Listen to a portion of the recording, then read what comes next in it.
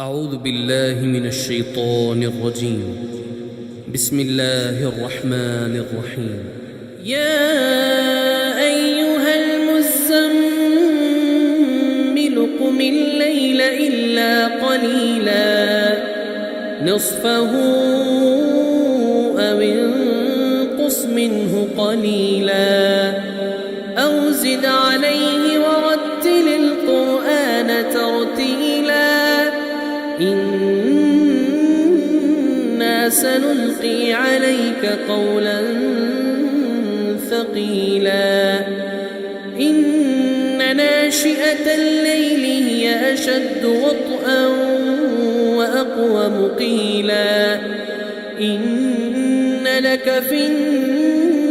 النهار سبحا طويلا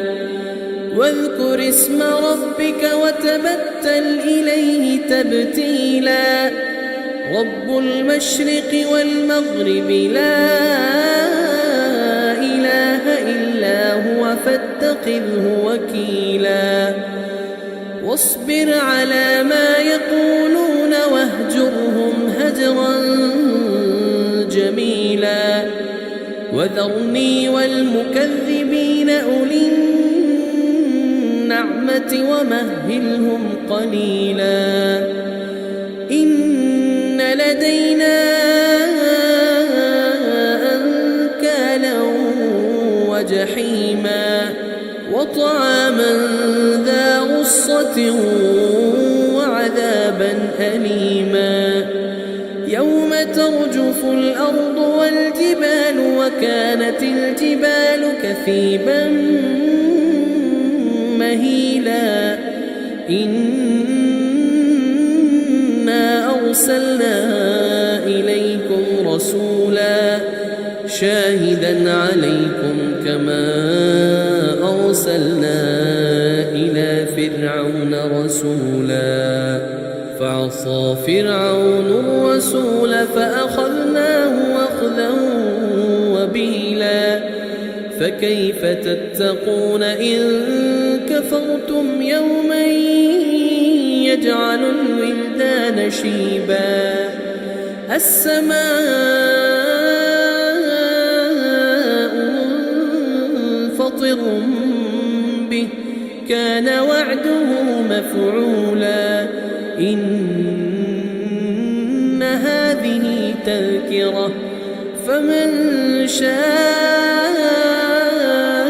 اتخذ إلى ربه سبيلا إن ربك يعلم أنك تقوم أدنى من ثلثي الليل ونصفه وثلثه وطائفة من الذين معك والله يقدر الليل والنهار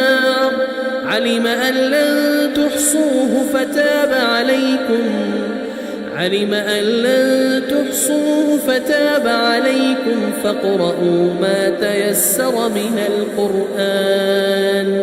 علم أن سيكون منكم مرضى وآخرون يضربون في الأرض يبتغون من فضل الله وآخرون يقاتلون في سبيل الله فاقرؤوا ما تيسر منه وأقيموا الصلاة وآتوا الزكاة وأقرضوا الله قرضا حسنا وما تقدموا لأنفسكم من خير تجدوه عند الله هو خيرا وأعظم أجرا واستغفروا الله